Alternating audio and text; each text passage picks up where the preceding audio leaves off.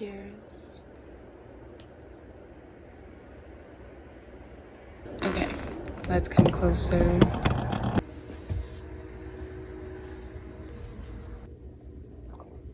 Let's see if I can come closer.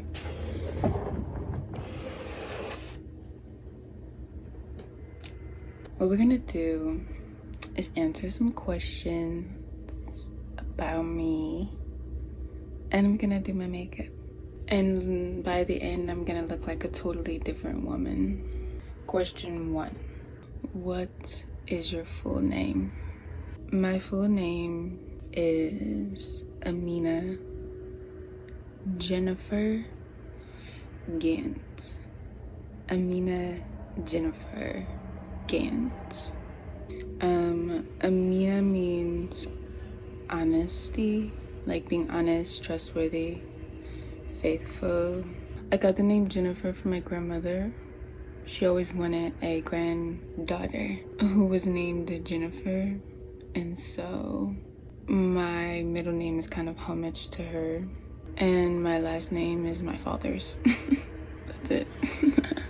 Okay, question 2. Date of birth: December 28th, 2001. So I'm 20 years old. I'm turning 21 this year. Okay, next question. Sun, moon, rising. My sun sign is a Capricorn. Well, depending on what astrology you're using. I don't really know the different types of astrology. I know there's like sidereal astrology and then like tropical. That's what it's called.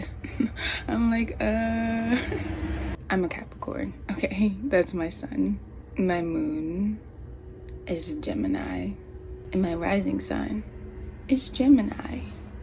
So that's my life, summed up in a nutshell. Favorite color: my favorite color is pink. I just feel like pink, like, literally can symbolize any mood, any feeling, any emotion. Are you religious? If so, does your religion have a belief in God?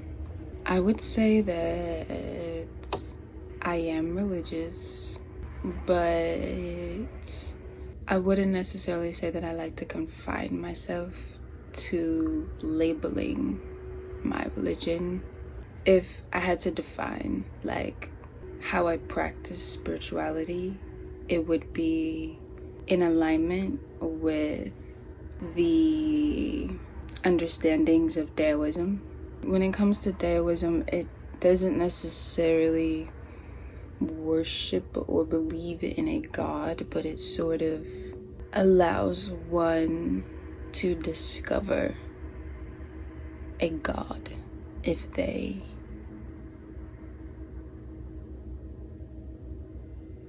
need one.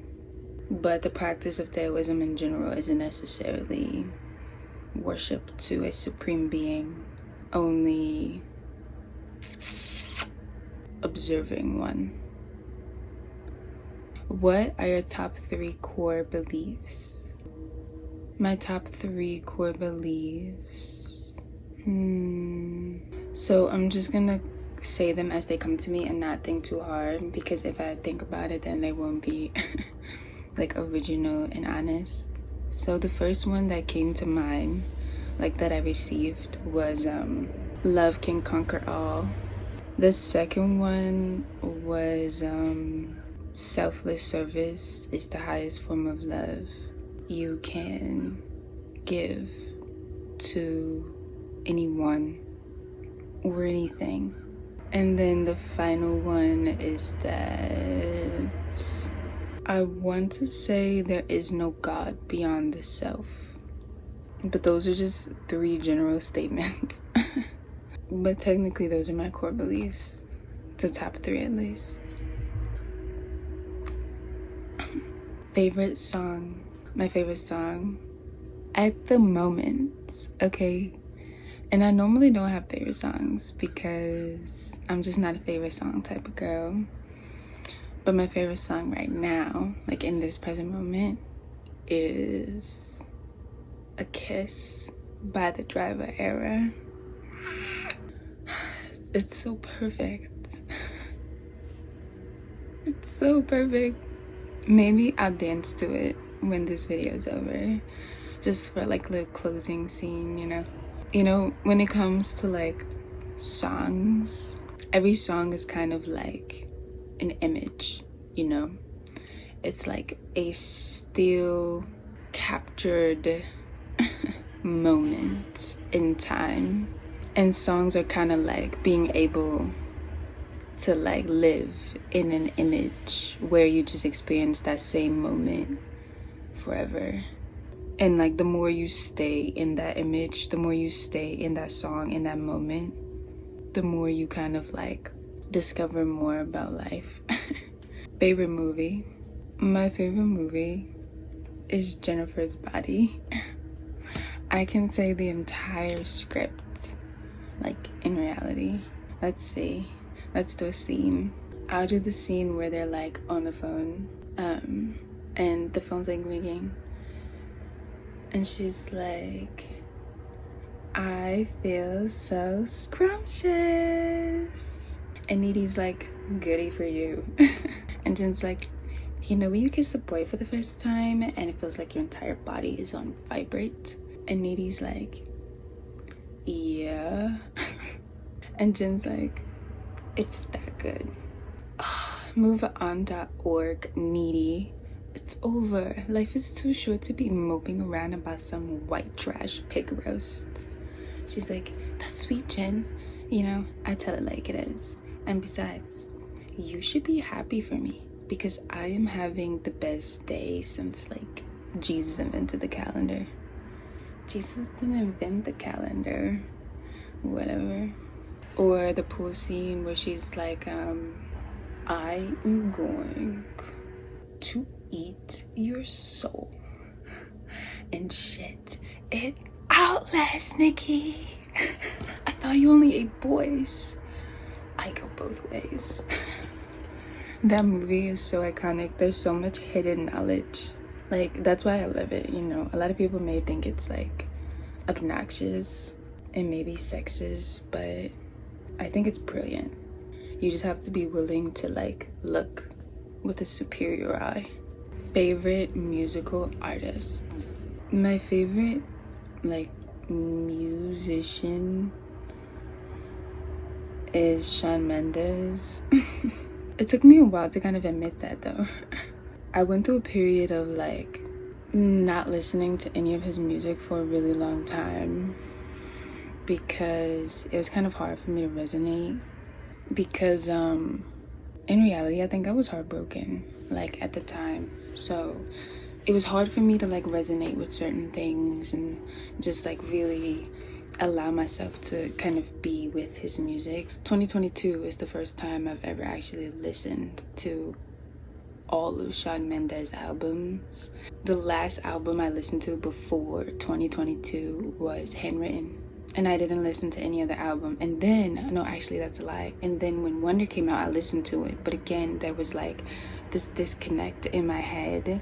But I left it though. It was so weird because it was like, it was so innovative, Wonder, when it came out, and I never heard anything like it. And I think it just took some time maybe for me to like mature. And then when I listened to all of his music, I remember like getting major downloads and like extreme revelations about life and love and myself and just all of those things. And like if I could have someone's music as my own, it would be Shawn's. But I do remember watching this Zane Lowe interview of him. It was actually for Wonder, and they were talking about the intro, and Zane was kind of talking about like how Shawn was referencing himself in the intro, and I was like, what? I was shook because I thought he was talking about his lover at the time. So I was like, oh my gosh. So there was like, I could never be submerged and really surrender to like the process he was going through when he created the art, because I was kind of looking at it from a very, very detached perspective, because I didn't know he was kind of speaking on his own like self-love journey. So when Zayn kind of said that, and mind you, this is 2 years after Wonder has come out. And I'm sitting here watching this interview in 2022 and for the first time discovering that the intro and like Wonder in general is inspired by his own love for himself. And I was just like, and I was like, no wonder I love him, you know. So yeah, long story short, it's Shawn Mendes. I just think like a lot of his music is about love, you know, him being in love, him falling in love, his insecurities or his self-discovery. And I think it's so beautiful that like in reality, if Shawn Mendes music were the only music on planet Earth, literally the only thing we would be hearing is love. Like being in love, falling in love, and him finding himself. And I mean, I know that there are a lot of other artists like that, but for some reason Shawn is special. How many languages do you speak? Okay, listen, I've been studying, Spanish since pre-K, since I was 4 years old. And the only thing I can fluently like express is the Lord's Prayer in Spanish. That's it, bruh. I'm like, I studied it all throughout high school, middle school, elementary, and the only thing, that I can fluently express is the Lord's Prayer. That's American school systems for you. I don't know, maybe it's just me. Maybe that's not the way that I learn, you know? Let me not blame it on the system. Maybe I just don't, maybe I have to be like submerged. But that's the only language, that's it, just Spanish and English. How many tattoos do you have? What do they mean? I have 3 tattoos. I guess I'll start with the first one. It's this double-sided heart. I got it when I was in the 9th grade, a freshman in high school. I really just wanted like a heart tattooed because I'm a lover and I love love, so I just really wanted a heart to symbolize like meaning in my life, which is so interesting because I had like completely lost that meaning for love the more high school went on, and I had to like rediscover it by the time high school was over. But I think that's just a part of the process, right? And then I have this my Phase of the Moon tattoo. It symbolizes the fact that all of creation is one, that in reality there will always and only be oneness, because the moon has infinite phases in reality, but the external appearance of the moon is always an illusion, because no matter what phase the moon is in, it's always full. It's just the way we perceive it and the way the moon chooses to show us herself. So it just kind of like reminds me that no matter what phase in my own life that I'm in, that I will always be whole and I'll always be one, even if it doesn't feel that way or look that way. And it also reminds me that I'm connected always and all of the time to all that exists, no matter how different in color, shape, size, figure, form, it is still my reflection and all that I am. So that's what the moon symbolizes to me. you know, there's the center right here, the full moon, and it just reminds me that like one of my most high truths is oneness, and whenever I look down I can be reminded of that. So there's no one who can come in my life and be like, there's separation, we're all different. I'm like, no, we're all one. Okay. And then, oh, I almost forgot about my dragon.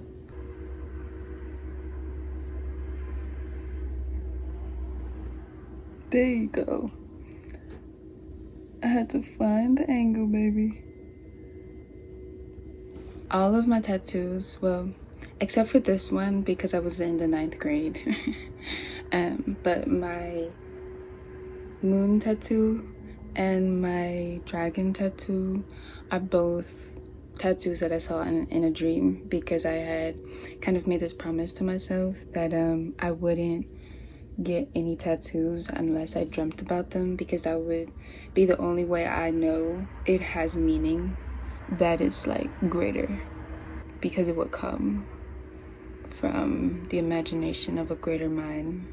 And if it's something that I've learned about my tattoos, is that like they continuously increase in meaning. Like, so I'm really grateful that like I decided to make that like, you know, promise to myself that I wouldn't get any tattoos unless they were dreamt about, like if I saw them in my subconscious first, in my dream realm, because they kind of act as like literal guides, you know. They're like maps, radars that tell me when I'm aligned, you know, that help me align. But anyways, my dragon tattoo, it's like a more altered, and I want to say like personalized version of the symbol of Taoism, of the yin and the yang, where there is kind of like a master and a slave within the self. And it kind of represents like ultimately what I look like beyond the material plane. But the thing is that like I'm not really the dragon. The dragon is my higher self, my highest self. And I am actually the pearl that he's holding. My dragon. I'm the pearl, which is really a wish-fulfilling jewel, which I perceive to be the moon. It represents the divine feminine and all of the power and just all of the meaning and purpose behind the divine feminine. And it just keeps me on track, keeps me grounded in this world of the mind. Okay, favorite meal: breakfast, lunch, dinner. If I'm being honest, my favorite meal in the morning, I really love granola bowls. I take berries, strawberries, raspberries, blueberries, and some bananas, and my favorite granola. Sometimes it has like other things like quinoa and like nutrients. And I like oat milk, if I'm being honest, but if I'm not using oat milk, then I'll use soy milk, and it's the best thing since the sun came out. Okay. And my favorite lunch, if I'm being honest, I like avocado with like some chips. And not like guac though, I mean like literally an avocado. And sometimes I'll just eat it with a spoon because it's just, I love it. I'm trying to think about like a meal that I eat for lunch. I don't really eat lunch. Dinner, I like really big salads. And sometimes that's my favorite dinner. That or a really beautiful vegan burger and some french fries. That's my comfort food. It's so good. Favorite book, I would say The Science of Mind by Ernest Holmes. It's one of the most like enlightening books I've ever read in my life, and it's one of those books where like I can go back and get more and more. Do you have any social media accounts? I do. They're all Aiden Goddess. That's on Instagram and Twitter. I'm not on TikTok really. I have an account, but the app is not on my phone, and I'll most likely not download it again. What are your top 3 turnoffs? I want to say like malicious comedic relief, because you know sometimes comedic relief is like necessary, but when there's malice like behind the comedy in order to relieve yourself, like putting out that energy, it just doesn't resonate with me, you know. And I honestly find that a lot on social media, especially TikTok. I haven't really scrolled on TikTok in a while. Like I have like one post and I posted it and then got off the app and I deleted it from my phone because I realized there was no point. I've tried to be a part of the TikTok like gang for a long time and it just never resonates, you know. But yeah, I find that, and it's not just on TikTok but just in general on social media, the comedic relief, it like always has malicious intent behind it. Not always, but I find that it's more common that you'll find comedic relief that is kind of intended to literally make someone feel like they're worthless, and then it becomes like a collective kind of joke and everyone is relieving themselves. Another turn off that I have, I don't really like authority, like people who try to tell me what to do or who to be. That turns me off. I will run as far as possible away from you unless I perceive you to be worthy of my conformity. And I don't really like mindless conversation. Like I don't really like catching up. I don't like small talk. I don't like getting to know each other. Because in a lot of those conversations, people are only talking from a surface level standpoint. And if that's the case, then I'd just rather be quiet and sit in silence. There's more that I can learn in that moment of silence than I could with us feeling it with absolute nonsense and meaningless words. So yeah, these are my top 3 turn-ons. That's so interesting. I'm really thinking about it, like what does turn me on? Open perspectives, you know, like being fluid and flexible with the way you interpret and allow information into your space. I love a good sense of humor. You know, because my humor is a little abnormal, I would say. And people with gratitude. What's one thing you would die for? The only thing worth dying for in this life. The answer that's coming to mind, I want to say happiness. What's your biggest goal right now? My biggest goal right now is kind of being still, like remaining present, you know, not really judging like where I am on my journey, just being still, being awake, being aware, knowing, having self-knowledge that is of the most high value and the most high understanding of all that I am. If you could have any superpower, what would you choose? My very first answer that came was telepathy. Hey Google, what is telepathy? According to Wikipedia, telepathy is the purported vicarious transmission of information from one person's mind to another's without using any known human sensory channels or physical interaction. The term was first coined in 1882 by the classical scholar Frederick W.H. Totally, bro. Do you have any regrets? No. Because everything that I do is to align with my truth.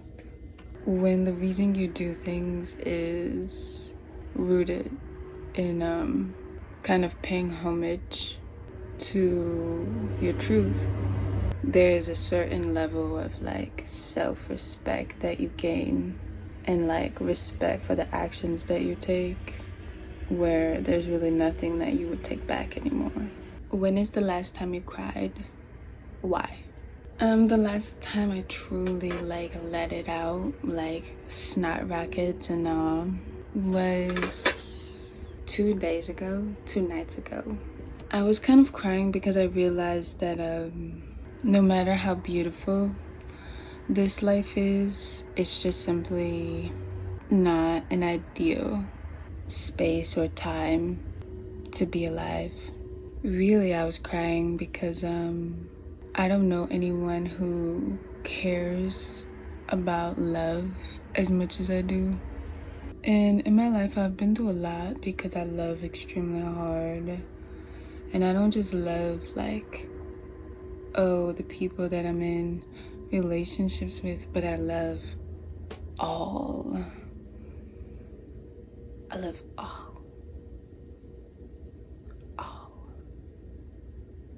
And when you live in a world where the core connecting us all is not love, but something else, the core that's connecting us all isn't the fact that we are all one, and that love is the only real source of life that is present, respected, valued universally, but yet it is not core, you know? And it was just kind of this like epiphany for me that like, you know, I don't like living this life. I really don't, you know? I realized that my heart had been sort of stumped on, bruised, wounded, stabbed, killed, you know, multiple times, because no matter like what, I just kind of have this like unchangeable freaking heart that somehow still finds a reason to love everything about this life, even though it continuously brings me death over and over and over again. I still somehow love people even when they bring me death over and over again. And I guess I was just kind of upset with my own heart, you know, for a moment there. Like, why do you love so much? Why do you love so hard, you know? Like, you loving everyone and everything has caused me so much pain, you know? And yet, I'm still here with you. Like, I'm still letting you do this. Be here in this life. And, by the end, I kind of gained an appreciation for my heart because I realized that, like, me really being someone that, like I said, loves. And I believe that love is the only thing genuinely connecting us all. That it's the only source of power any human being can have. I was kind of like, you know, even though we've been through some things, my heart, I respect you and the love you have, because I know there's not many out here like you. And my heart is immortal. That's why the love I have never dies. Even when I die, consistently, my heart is still loving, you know. It's amazing, really. But it can be a bringer of much pain, much darkness, when you live in a world that isn't focused on love at all. So yeah, those are the kind of things that I cry about. The fact that I love everyone, and I'm here in this life on this planet where being someone who loves everyone and everything is kind of like seen as a misfortune, as a dis-ease almost. And I think I was crying because I feel like that's kind of how I saw myself. Like, for a really long time, I realized that people, they may say, like, that they love, but I think love cannot be contained, you know? You can't choose when or who you want to love. You can't do that because it's not love. So while I'm like realizing that no one really understands my pain, you know, because no one is loving to an all-consuming capacity, quite literally, to consume all with the love that I have, and no matter what, strive for unity between all, myself, all that I am and all that is, you know. That was what me and my heart went through the other night. And also, it was like this project that I'm working on. It's called Womb of Love. This is the most selfless art that I've ever made in my life. And when I created it, it was to save my life, honestly, because again, I had that kind of same revelation where I was like, oh, this life isn't necessarily worth living, you know, it's worth finding purpose, but it's not really worth living. The space and the time that we're in is just less than ideal, you know. But I have sort of overcome the version of myself that was suicidal. Like, that's just not an option anymore, you know. It's a very low vibrational kind of perspective of relief and sanity to think that you could get it from self-harm. So it kind of overcame that. And so now, again, when I was making this project, I have reached a point, like before I had made the project, I reached a point where I was just like, I don't know what to live for anymore, you know, because nobody is living like what I want to live for is not, I can't do it all on my own, you know. I can't be the only person trying to love everyone and everything. I just felt so hopeless. And so I said a prayer, and I was like, you know what, if there is a God, right, use me, use my heart. This was the literal prayer that I had. I remember it was like something a.m. The sun didn't even come up yet, and I was just like sitting outside staring at the night sky, okay, saying like, use me, use my heart, please, because clearly I don't know what to do with it. The world doesn't know what to do with it, so I'm giving it to you. Use it for your most high deeds. And then the answer that I had got was to make this collection of poems, and that's what kind of ended up inspiring this entire project. But the whole point is that instead of me kind of resorting to this sort of suicidal thought, like stream of thought that comes when you kind of reach a sense of hopelessness and like rock bottom, I kind of went a completely different route, and I was just like, okay, if I don't want to live, I'm gonna give it to something greater. I think it's a much healthier way to go if you just don't want to live anymore, you know. Because I feel like love, like the force of love, understands that this life is not love.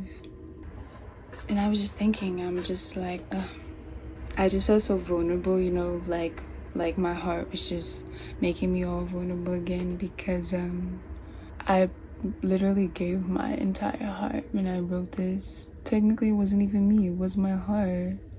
That's why I'm like, why are you putting me through this again? But then I realized I'm sort of like a warrior for love, you know. There's always a war, love against, doesn't matter what force, any other force in the universe. And I believe that my heart is like one of the most valuable sort of soldiers in this war, that I feel like love is continuously kind of using me, using my heart because it knows that no matter how many times I die, I'll always come back for love. I'll always love more and harder. Every time. Better. Greater. So yeah, it was kind of just like a process of sort of grieving the way I used to look at love and myself in relation to love. Favorite time of the year? I really love winter. Mainly, I think only because I'm a winter baby. I think well, no, I can't say that, but I think when you're a winter baby, you're kind of just like a winter lover. At least I am, you know? There's just so much like rebirth happening during that time of the year. There's a lot of renewal and kind of like rejuvenation. Favorite gift you've ever received? I'm gonna go get it.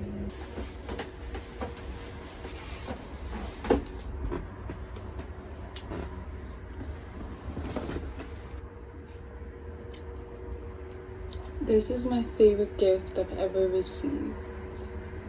Look at it. This is me. I'll insert the picture that was used as inspo. But my cousin painted this for me. It's me and my soulmate.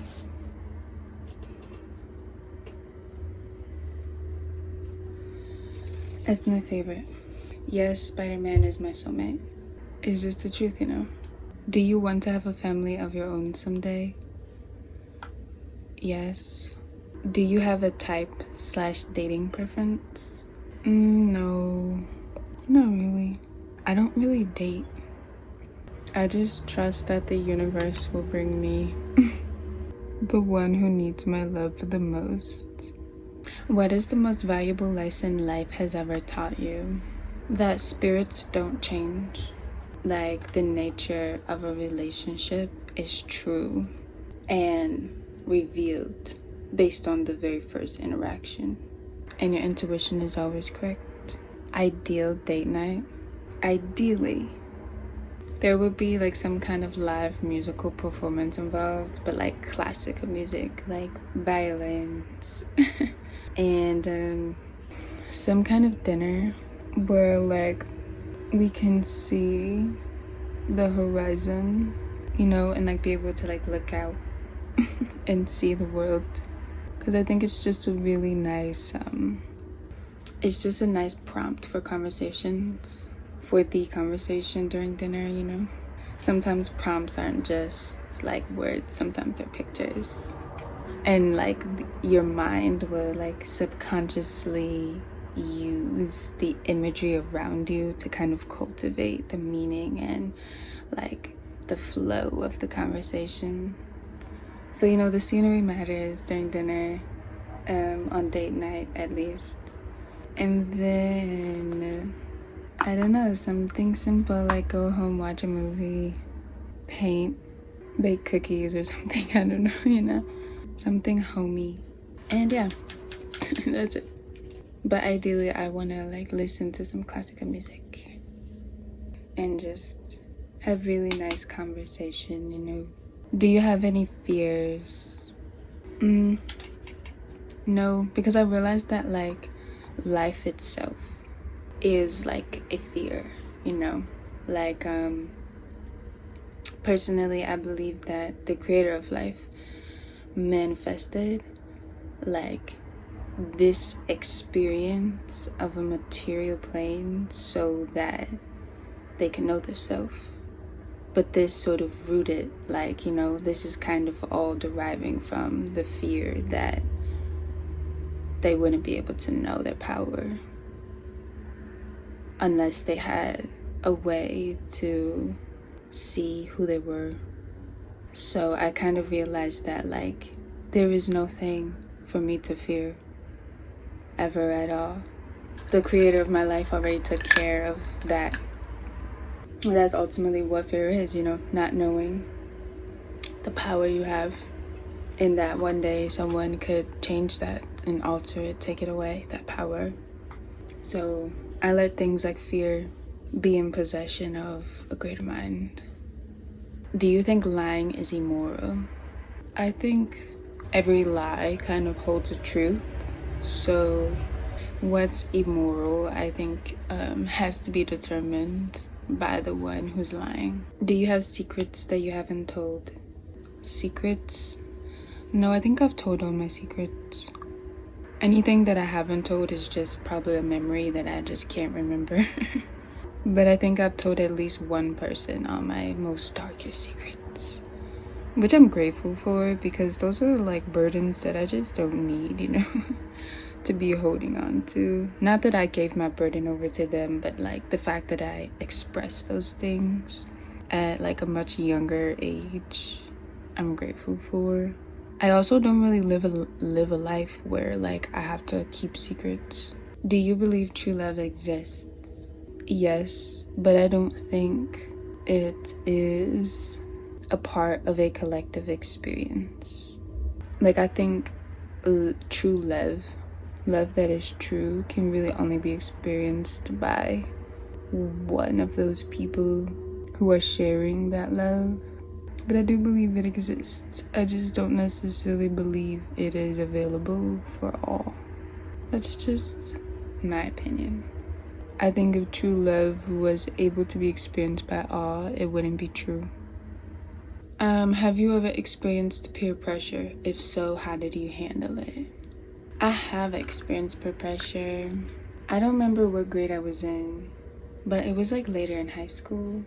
I think I was a junior or something, possibly. But I was at like this Christmas party, and I went into like the kitchen because it was in like an apartment, and I went into the kitchen and I kind of got locked in there by like this group of people, and there just so happened to be a mistletoe like at the doorway, but everyone was like intentionally blocking the inside. And then like the guy who I guess everyone planned for me to kiss, he was like standing under the mistletoe, and everybody was like standing around me and looking at me, and he was looking at me, and I was just like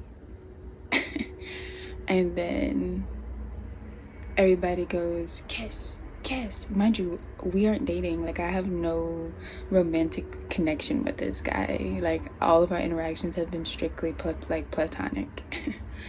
But everybody's like, kiss, kiss, kiss, kiss, kiss, kiss, kiss. And when an entire group of like people are all chanting the same thing, in that moment I was just like, okay, fine, I'll do it. Because like I in my head I was thinking about it from like his perspective and like everyone else's perspective. It was really like an out-of-body experience, because like all these people kind of pressuring you to kiss someone is just like what the heck, like, oh. But the way that I was thinking about it, I was like, okay, this moment could either make or break his self-esteem for the rest of his life. Even though I didn't have those kind of feelings for him, I was just kind of like, people are gonna remember this, and he's gonna go to school tomorrow, and everybody's gonna be like, oh, he was standing under the mistletoe and Amina didn't want to kiss him, and people are gonna laugh at him, and like he's gonna always have that like heart, like that stab wound in his heart for the rest of his life. So I just thought of it like some kind of like gesture of like endearment. And so we kissed. Yeah, I just really didn't want to crush his like self-esteem like that, because I know how cruel like kids are, especially in my generation. They're really cruel, and I just didn't want that, like this moment and like me to be the reason why he was experiencing a broken heart. So that's really why I did it, no matter what anybody else thinks or believes. That was my little thought process. So basically I gave in to the peer pressure. Like I literally caved, because I was just like, when a collective like mind is created by individual sources, of consciousness that are all like chanting and like saying the same exact command, it's literally gonna like crush you. But I'm not saying anybody to give in to peer pressure. Me, I'm just, I told you I love everything and everyone. So in that moment, I just saw him as like someone who needed love, clearly, because they had to plan this whole thing and then like pressure me into doing it. So I just gave the man the love. But I think if you don't want to do something, you shouldn't do it, no matter what the circumstances. This is just my kind of experience. If you could live anywhere in the world, where would it be?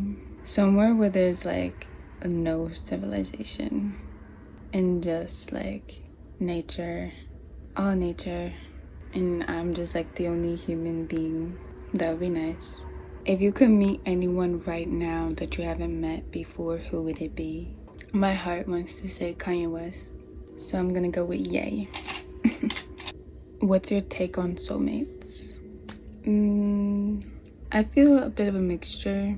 I think in a lot of ways, this sort of concept of two souls being made for each other is something that I feel like enslaves society, and it makes love conditional, because it kind of creates chaos in the universe when two souls believe that they're meant to be together, but they actually are creating disharmony and imbalance because they're opposite in nature. But on the other hand, I think sometimes it can be the only thing kind of giving someone hope, the fact that there could be a soulmate out there for them. So kind of got to choose your battle. Do I believe I have a soulmate? I think my only soulmate is my heart. And I used to kind of be someone who obsessed over like, because I'm really the kind of girl that's meant for like forever. When it comes to relationships, I'm not meant for like multiple dating kind of girl where like we're together and then we break up and then I date someone else, and then like I just don't like that. I would rather have one relationship for the rest of my life and be done. Okay, be good. So I struggled with like the fact that breaking up like happens when you're dating someone who isn't like meant for you, because again, I'm kind of like a forever type of person where like if it were up to me, I could make a relationship like my home, but not everyone's like that, you know. So that's why earlier I was kind of saying like I just don't date because I'm just like, that life is not for me.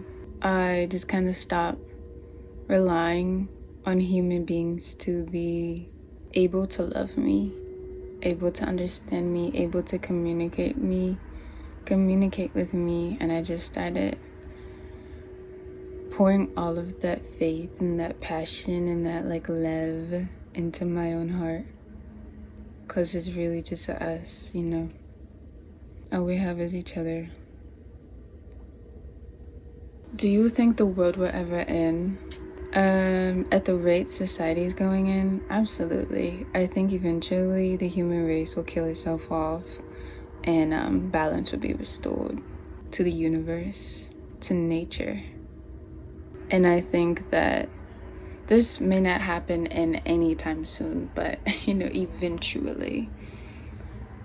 Because I'm pretty sure, like, I don't know if this is like accurate, like completely accurate, but like in like time, technically human beings, like between the billions and billions and billions of years that the universe was created and human beings, like the time that we were born, I guess, is like 13 minutes ago to the universe. And we created all this chaos within those, like, that little tiny time span. Like we are freshly made, and we've already kind of managed to create an entire planet into a dystopia. And it, not to mention, it's supposed to be the only planet with like life. So yeah, I definitely think that like that process is going to continuously happen until something changes. Like human beings kind of killing themselves off and then coming back and killing themselves off and then coming back and killing themselves off. Because I don't really think it matters in reality. Like I said, I think it would restore balance and harmony to creation if the human race kind of succeeded in this sort of self-destructive path. What's the craziest dream you've ever had? I would say it's my lucid dream. Like the first time I had ever like lucid dreamt. Like intentionally, like consciously, on purpose. I entered into the dream and I tried to like talk to people and it just didn't work. They were just looking at me like so I figured that I would just conjure something up. And for some reason, the only thing I could conjure was James Franco. That's my lucid dream experience. Do you believe there's life on other planets? Maybe. What's one popular belief held in society that you disagree with? I would probably say feminism. Like the popular belief that feminism is something that is progressive and promotes the well-being of women and is in alignment with our worth. I think it does the complete opposite. Favorite music genre?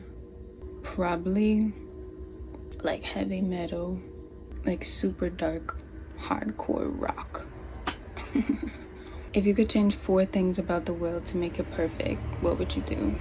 I don't think I would change anything about the world.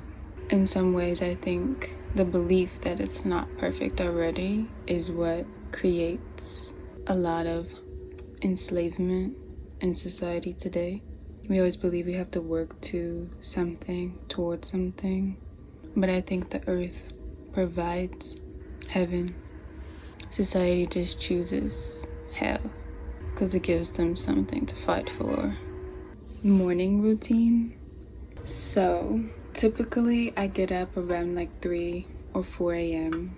and immediately take a bath. I run a bath and I sit for about like an hour or so and really just rejuvenate my core and replant my roots. And then I do a tarot reading or some kind of like journaling that allows me to see where I am on my spiritual path, like where I am on my journey, so that I kind of know where I am. Then I normally make some coffee. I like my coffee fresh and black, baby. I eat maybe some breakfast. 9 times out of 10 I'll have like something to do, like a video to edit or some music to record, and so I'll do that. And that's my morning. Yeah. Do you believe in heaven and hell? Yes. I think I'm done my face.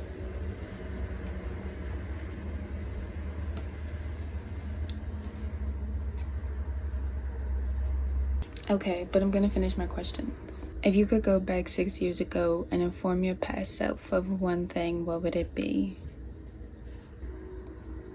I would say money is motionless. It doesn't move, but you do. Have you ever been outside of your country? No, actually, I don't even have a passport. I would love to go outside of my country. I mean, America's cool and everything.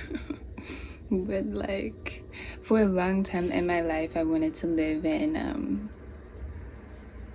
the UK for a long time.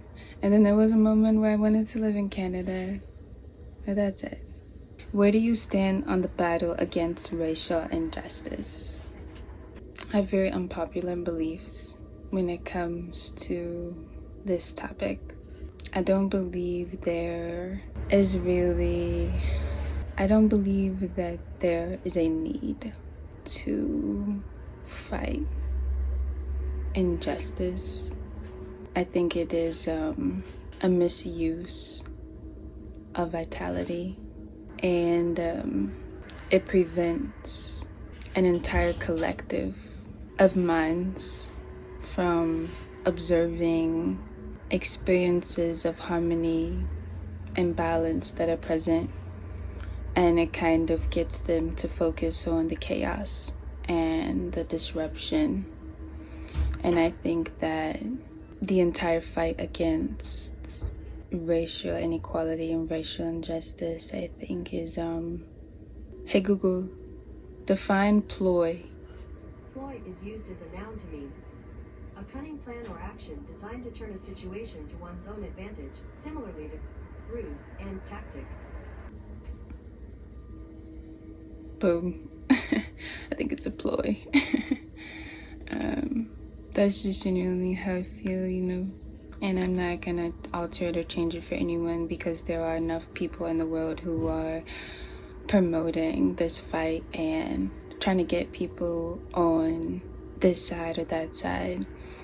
And I think no matter what side you're on, you're still investing into the experience, the awareness that is manifesting evil in the world. Because you're focusing on it, you're placing your attention there. And I think it does more harm than good. I don't really think it does any good at all. I think it's really, like I said, a ploy, very meaningless fight, that I feel all of that energy should go inside and be redirected towards much higher, greater paths of achieving unity and justice. Do you think world peace will ever be achieved? I think world peace exists, but kind of like the last question I said, I think it just, more people have to observe it, pay attention to it, focus on it, look at it, instead of all of the darkness and the chaos that's happening in the world. It exists, but not enough people are creating it to manifest a world that's peaceful. Who is someone that has greatly impacted your perspective on life? It's funny because the answer that literally like my heart came up with was God. Do you think happiness costs? I think in this life, the experience of happiness is worth like the cost of experiencing happiness is equivalent to the sacrifice of the desire to be happy. Where do you see yourself in 3 years? If I'm being honest, I see myself happily married with whomever the universe needs me to love or needs my heart to nourish, and that's pretty much it. And whatever that reality amounts to, where I'm happily married in 3 years. Yeah.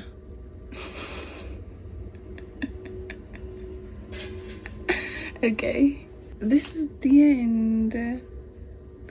I feel like someone else, you know? Oh, I'm gonna play a kiss because I said I would.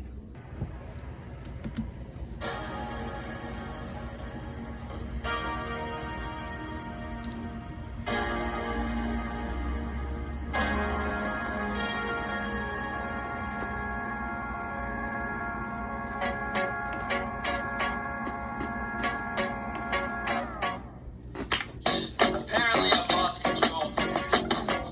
All my presents.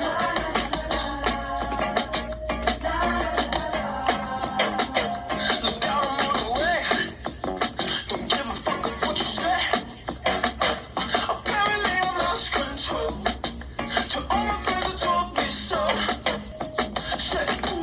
takes